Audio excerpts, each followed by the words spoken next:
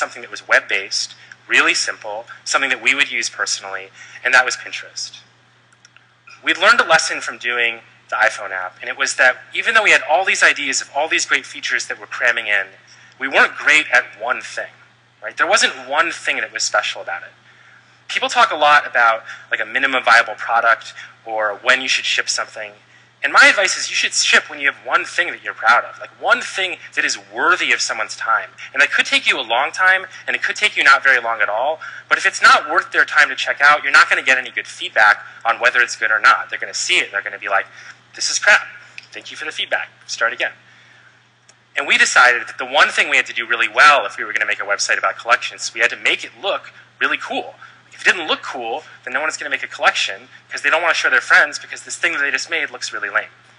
So this is the first version of Pinterest. It didn't look very cool. And November 2009, we started building the basic infrastructure and started really iterating on what it could look like. How could we make it look really interesting? So we went through a lot of versions of this. Vertical grid, horizontal grid, both, left side nav, right side nav, top nav, different logos. And we waited until we felt we had something that we thought was really cool. And we would show it to people along the way. We would show them something that we thought was a little bit of an improvement. And when we finally felt ready to launch it, I emailed out to all of my friends, like all of my family. I'm like, look at this really cool thing. We were really jazzed about it. And basically, no one responded. Right? There's basically no response at all. 3,000 accounts, not active users accounts, is pretty bad if you have 3 people actively pushing it out to every single person they know every day for 4 months. But there was something that was really positive, and it was that the few people that used it, myself amongst them, actually really loved it. And instead of immediately changing the product, I was like, maybe I can just find more people like me, and that also fits with our current operating strategy since we don't have very good engineering resources, so we're just going to market this thing. And that's what we started to do. We started to have meetups. This is our first meetup in San Francisco. It was at a store called Rare Device. We did another meetup later at West Elm. It's a little bit later. We all tried to make it fun, do fun pictures. And we also marketed online. So we had a campaign with a blogger that I had met named Victoria, who's a wonderful woman, and we had something called Pin It Forward, where everyone would create a pinboard about what home meant to them. It was organized like a chain letter. Like one person would introduce the next person, would introduce the next person, and everyone who participated would get invites to invite other people. And the thing about it that really worked was we found this little group of people that were interested in the same thing, and we showed them how the service could be helpful to them. And fundamentally, that's what Pinterest is about. It's about finding people who share common interests, and those people may be your friends, they may not be your friends, but we needed a different strategy for going at it than all the strategies that we were reading about in terms of general social sites. So it was a really, really exciting moment for us. And the best moment of all was when things started to grow. When we went to that meetup, even though we had very, very few users, I distinctly remember that people hadn't met each other before, were having real conversations. Right? They weren't bullshit conversations. They were asking about things in their life that they never would have known if they were just following each other on Twitter or if they were just looking at each other's Facebook projects. They found people that were saying, hey, how's the gardening project that you're working on? How's your new living room? How's all that stuff going? And it felt like that was the kernel of something really special. The idea that you could use a service online that you found out about. You could go to a physical place and you could find that same person and you had a genuine connection. A lot of people in Silicon Valley didn't get, and I still don't know if they really get Pinterest. A lot of them kind of look at it and they said, well, it's visual.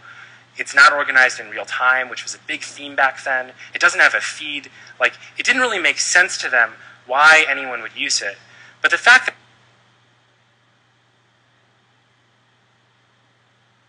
that it made sense to someone was what really mattered to me. And I think it's some secret special hacker news that has the real companies that you want to invest in. Right? They're reading the same TechCrunch articles. They're getting the same data. It's incredibly democratic. You have access to all the information they have access to. And that also means that just like anyone else, they may be subject to the same biases and trends and bubbles and reports that happen in the general consumer media. At the time, we were like the polar opposite of what people wanted to see. Twitter, friend feed, Facebook were the hot companies, right? Because they were real time. Google was like, we need to do real-time search. Everything had to be a text-based feed that could be accessed on your phone. And here we come and we're saying, it's not real-time, it's all visual. And so if they're drawing their 2x2 matrix, they're like, this is a disaster, right? This is like the worst thing that could happen. And eventually what would compel them, eventually, is we would show them real users. And eventually those users were their wives, or eventually their users were people they knew in their real life. And that's when it became a lot easier to get things done. So where are we today? We live in San Francisco now. We just moved our office from Palo Alto, sadly. I love Palo Alto. And we're building out a team of people that are really diverse. I mean, I think the thing that we learned in building the service was that our problem in distribution wasn't an engineering problem, it was a community problem. The problem in building the first really cool thing didn't happen to be anything but a design problem, and those three things just had to work together for our kind of business to succeed. When I came out of Google, I thought, man, the only way I can get this done is if I get the most brilliant graduate student out of Stanford who doesn't know that he's invented PageRank yet, get him into a room, and we'll just build all this really, really awesome stuff. We called our company Cold Brew Labs because all the cool companies called themselves labs. Right? We're like, oh my God, we got to be labs or no one is going to want to work here. Because like labs companies are really cool. And one of the most kind of satisfying realizations is that there are a lot of different ways to succeed. There are a lot of different companies. There are companies that don't raise money. There are companies that do raise money. There are companies that go B2B. There are companies that are consumer. And then within consumer, there are a lot of different things that are successful for the very simple reason that there are a lot of different kinds of people in the world. And as much as people want to give you advice about exactly how you should run your startup, exactly the strategy, I think you need to trust the data, you need to trust the users that you have, and you need to trust your own instinct to do what you think is going to be right for your company. Pinterest right now is a tool where we help people find their inspiration. And to some people that sounds really hokey, but to me, the idea that we can show people things they want to do in their future, help them get closer to actually doing those things, whether it's redecorating their home, or going on a vacation, or buying a gift, and in that process, inspire someone else, is a really cool thing to be working on. And it's not what we thought the site was going to do when we first launched it, but it's what it's come to be. And sometimes the product finds its purpose, and sometimes it goes the other way around. And either way is okay as long as you get to something that people really love. Pinterest is a network, right? We have millions of people that are connected through billions of objects. It's the third largest source of referral traffic on the internet. And so in the early days when people are like, we don't need to be a technology company, now we have to, right? All of a sudden now we need folks that can mine for data, and those people have really interesting things to do. Like we're on that road trip, like we're heading towards the Midwest, and it turns out we had to veer the other way. And I think that adaptability to change is really fundamental. And at the same time, Pinterest is a tool where people can do these things, right? You can plan a vacation, you can plan cooking and recipes, you can plan holiday shopping, you can plan all these things in your life.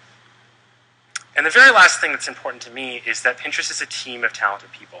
Like I feel genuinely lucky to like walk into the office and work with people that are better than me at pretty much everything I do.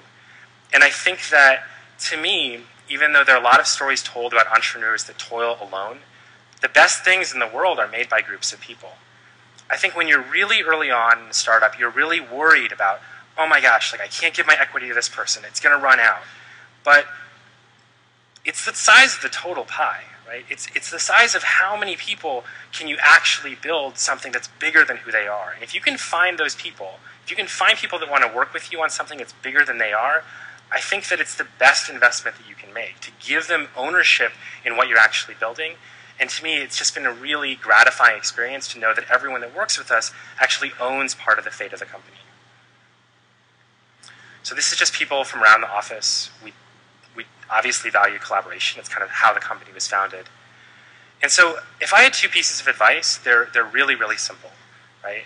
The first is that you should really just build something you believe in. If you're going to go on a 5-year, 7-year, 10-year, 15-year journey, at least build something that you really, really love, because otherwise you're definitely going to burn out, right? You'd have to be like the most mercenary person to give themselves 15 years and take all this risk if you didn't at least love the idea of where you're going to end up. And the second is just don't give up. Don't let somebody talk you out of your dream. And the reason that I think startup school is so cool is because if you look around in the room, like you're surrounded by all these people that really want to do what you're doing. Silicon Valley is like a weird place. Like people always seem to be talking about doing startups, but people are from all over the country. They're from all over the world. And those early parts of doing a startup can actually be really lonely. It can just be a total bummer because you're toiling on this thing. No one cares about it. It's not getting anywhere. And there's a tendency, I think, with a lot of people that I meet are doing startups that are like, I just need to work harder. I need to go out into the world less. I need to turn on the lights less frequently. Maybe I need to sit closer to the screen. And I think that it's a really dangerous game to play. Like, there's a reason that I started the presentation by showing a really good friend of mine who wasn't working at the company I was, but was still hanging out with us all the time. The fact that we could get a beer and talk about, hey, this is really tough, this is a hard time, made it a lot easier. And wherever you live, the great thing now is that you can find those people. Like, they may be in your neighborhood, they may be online, they may be some part of a meetup, but you can find those people somewhere, and I personally think it's good advice to take the time and to invest in those people. So part of the reason I was so excited to come was, to me, it's just really exciting to be in a room full of so many people that basically want to do what I want to do. Right? I basically just want to build something bigger than myself that a lot of people in the world will find useful. And to be with lots of those people just makes me happy. It gets me excited about doing what we do every day.